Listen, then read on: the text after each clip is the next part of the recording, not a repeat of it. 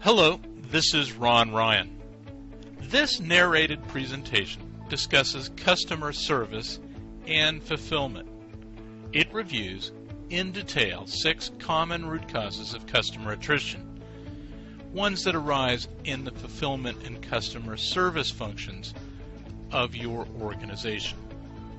The presentation explores 6 common root causes as well as best practices in addressing these challenges. This presentation does not tackle high-level operational logistic problems. Instead, it targets rapidly growing organizations, both for-profit and not-for-profit, which are in the process of developing or improving their customer service and fulfillment functions. Convincing the customer to say yes on the telephone or click the buy button doesn't necessarily guarantee your company will see revenue from the purchasing customer. Depending on the product or service you sell and the type of customer base you're serving, you may see post-sale return or cancellation rates of anywhere from 5 to 50%. In our consulting to our clients, quite often a profitability improvement project will begin by focusing on the returns or cancellations. It's here where the miscues and the failures of the front end of the organization come to light. Here are some common problem areas. Misleading or inadequate sales descriptions. A confusing delivery process. Confusing packaging, paperwork, or business reply communications. Once there is trouble, unresponsive customer service or support. A difficult or complicated returns process that angers customers. And, most important of all, inadequate satisfaction monitoring. This makes it impossible to gather up information and address the issues mentioned above. Misleading or inadequate sales descriptions. Customers differ greatly in how they interpret your product descriptions. It will depend in part upon their age, gender, region of origin or religion, or income. Make sure that your product descriptions match the demographic and the product. If you're online, try to find ways of replicating the in-store experience.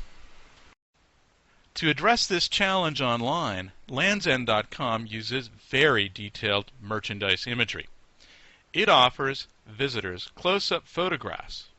In this example taken from LandsEnd.com website in 2013, you can see that they offer the option for shoppers to see a full-screen picture of the merchandise, in this case a pair of boys' cargo pants, together with several viewing options. These include a front view, a rear view, and what we will call the fully accessorized kid view. They also offer close-ups of fabric swatches, 4 in total. Here's another best practice. Use video to sell complex products. A study by ShowYouHow.com, a provider of video-based applications, found that online video instruction guides reduced returns for ShowYouHow.com clients by up to 30%. Even more appealing, customer service calls were reduced by as much as 50%. Customers, it turns out, prefer online video instruction to 800 number support. They also prefer video to printed user guides. Finally, there's another big bonus. Video viewers are 1.81 times as likely to buy a product they have seen online. This, according to video platform developer Invoto. The last step in the sales process is the most critical. Always find ways to clearly review purchase terms, payment terms, and delivery methods and timing at the close of the sale. This is true whether the sale is being made by a CSR in a telesales environment, a sales clerk in an in-store sales environment, or online on a website. Confusing delivery process. Managing delivery is about managing customers' expectations. Manage those expectations at the point of sale. Even small volumes of packages, we have found, justify integrating your shipping partner's tracking technologies into your website and in your email notifications. If you're in the brown goods business, for example, you sell dishwashers, then you already know that delivery and installation experience can be a big differentiator. What you may not know is how happy your customers are with the installation performance that they've received. Protect your brand by developing a feedback loop to measure installation performance, especially if it's being done by third-party vendors. Confusing packaging, paperwork, and business reply envelopes. My favorite example here is in financial services. Many financial services businesses require customers to complete paperwork and provide signatures post-sale. It is critical that the documents be well explained at the time of the sale and that they are simple and easy to understand once they come in the mail. Better yet, move the whole process online with electronic signature. The e-signature can be triggered, for example, by an email sent immediately post-sale. This will increase your signature compliance and reduce your costs in tracking down missing signatures. E-signature vendor EchoSign, now part of Adobe, provides an affordable e-signature management technology. This technology makes obtaining e-signatures as easy as sending an email. Once the sale is made and a customer calls in with a question, what is the experience that your customers have? One of the most iconic commercials of the last couple of years is the Discover commercial with the Siberian man posing as the CSR who calls himself Peggy. The reason we all laugh at that is that we've all experienced that kind of frustration. In short, the more aggressively you can manage the quality of the experience immediately after the sale, the more loyal your customers are going to become. How can you manage that post-sale, post-delivery experience?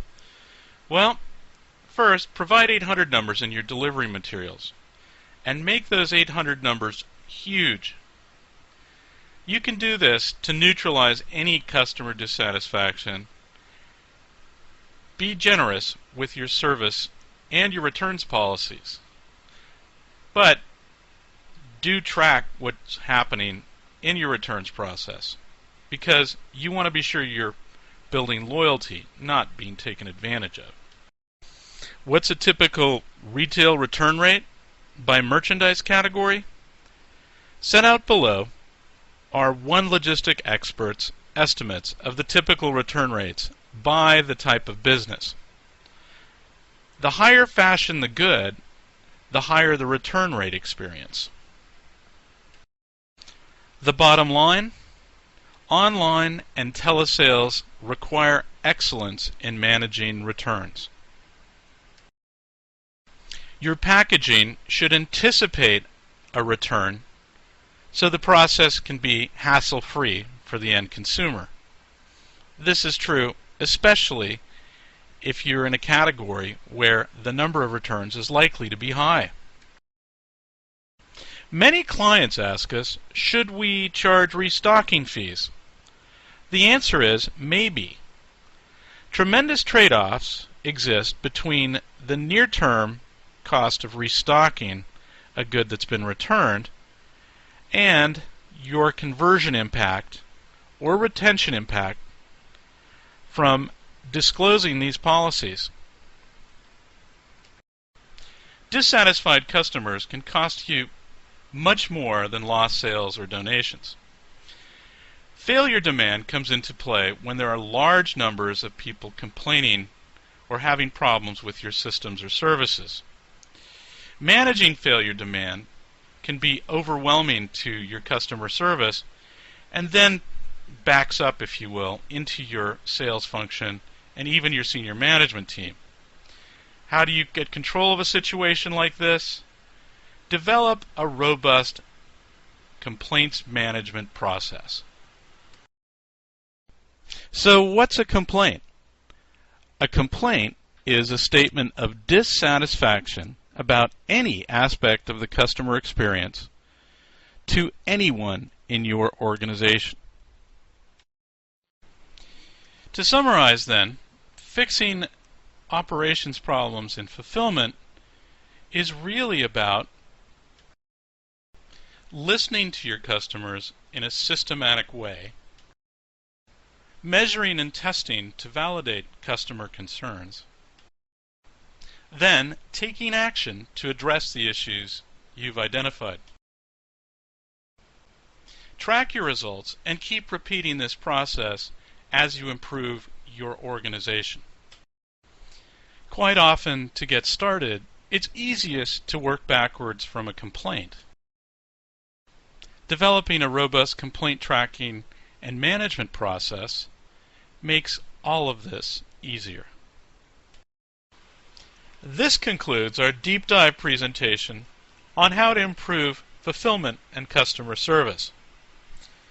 We realize, of course, that this presentation only scratches the surface of opportunities that exist in your organization to drive profitability improvement.